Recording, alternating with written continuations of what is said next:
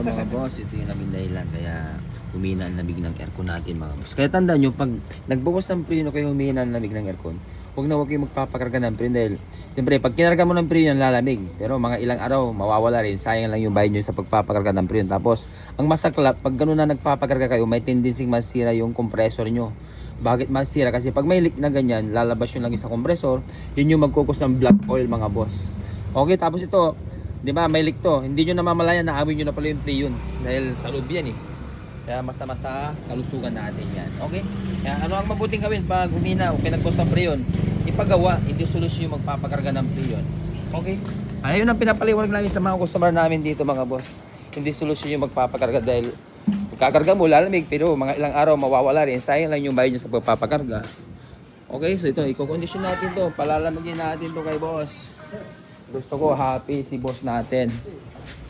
Okay, thank you Lord.